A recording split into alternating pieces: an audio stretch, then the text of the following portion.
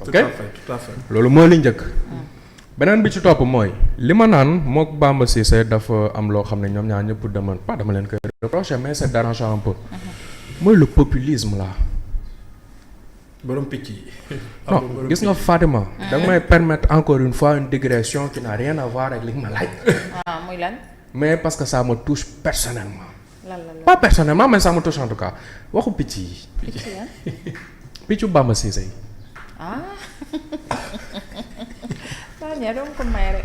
mais Fatima en 3 minutes man dama bëgg ñu expliquer ma comprendre man. lan la leen picc yi déranger. Fatima man je suis d'accord que dans un pays on dise dañuy protéger mala yi dañuy protéger ñanaaw yi dañuy protéger loolu je suis d'accord. waaw. parallélisme des formes bi may woote sànq moom mooy ñëwaat dans quel monde un policier day tijji ab kaafu picc di libérer ay picc un policier en tenue bu jàngi woon école police dafay at amaana sax jaar na armée balaa moo dugg école police.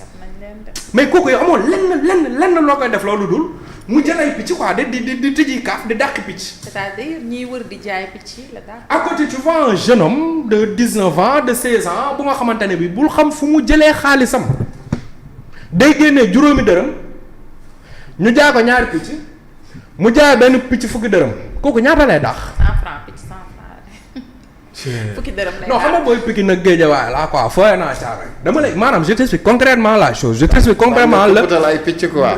je t'explique concrètement sax. je t'explique concrètement le wax de du samay wax. le business model. oui.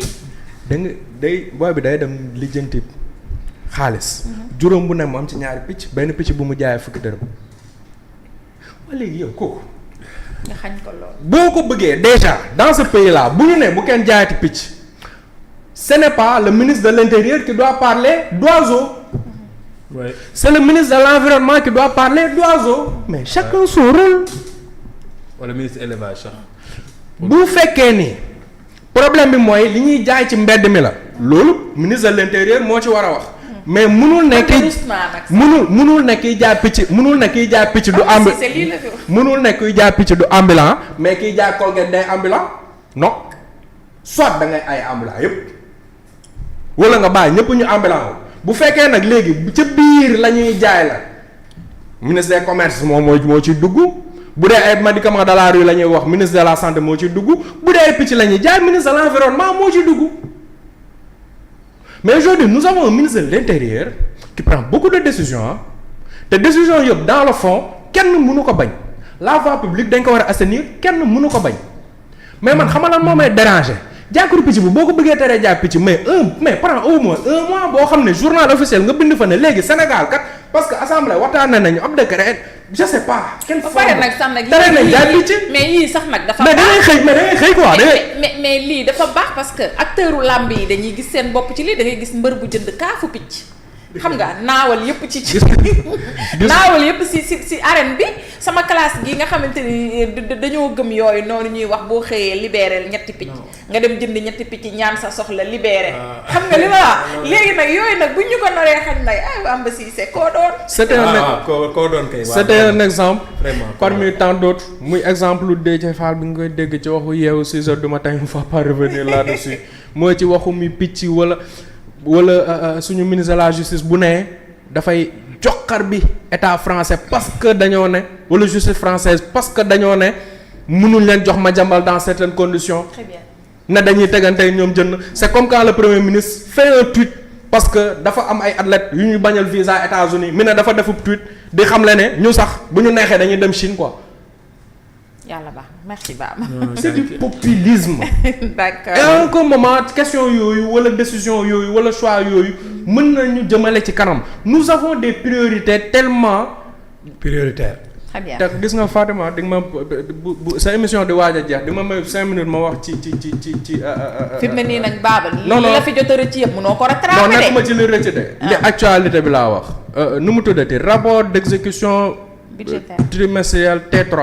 c'est ça non bu 2025 bi non Fatima foog nga may ma ci ñaari. doo bàyyi ba suba rek.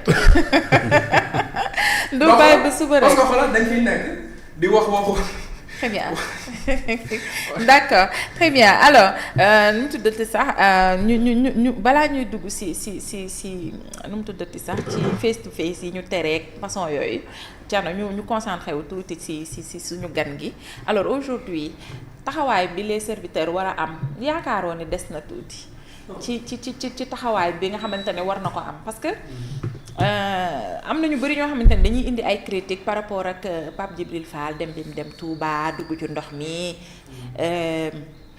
ñu jàpp ne priorité la dëgg la mais façon bi Pape Djibril di communiquer ça fait défaut c'est-à-dire parce que sénégalais yi moo gëmatul autorité politique bu ñëw di bokk ak ñoom sax booru ceeb gëmuñu ko.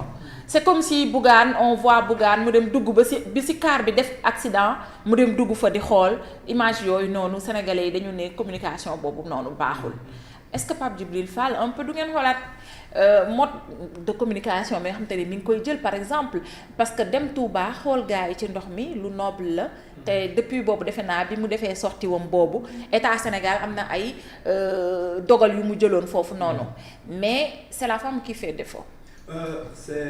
Donc loolu dama la koy nangul soxna Fatima. Oui. Donc ku nekk mën na am comme perception par rapport à une chose on est dans le landerneau politique. Mais président Pape Djibril Fall il est le président du parti Les Serviteurs. Je rappelle que le parti Les Serviteurs a été parti il y a moins de 2 ans. bi ñuy dugg ci politique le 22 avril 2022 dafa jugee moom merul ngemb c'est-à-dire moom merewul kenn dugg ci politique dàquñu ko fenn mu dugg ci politique. liggéeyam la bàyyi doon toog émission def journalisme am génnee CESTI jaar RTS jaar 2S def li muy def ba métier wam mu ci waxal askanu Sénégal moom il a été député avant l'heure donc sénégalais yi ku ne xam na ni aljuma dañ daan yàkkamti mu jot ba Pape Djibril wax leen jafe-jafe sénégalais yi ba foofu dëkk yi gën a sori. moom bi muy def tuuru Sénégal nekkagul député.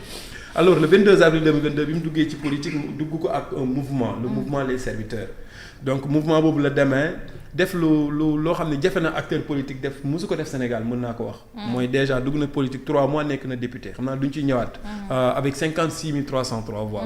jóge fa aujourd'hui il est le seul journaliste âgé de 38 ans depuis l'indépendance bu mës a participer à une élection présidentielle. rappel historique boobu dafa baax pour ñu xam. Pape Djibril Fall la jógee.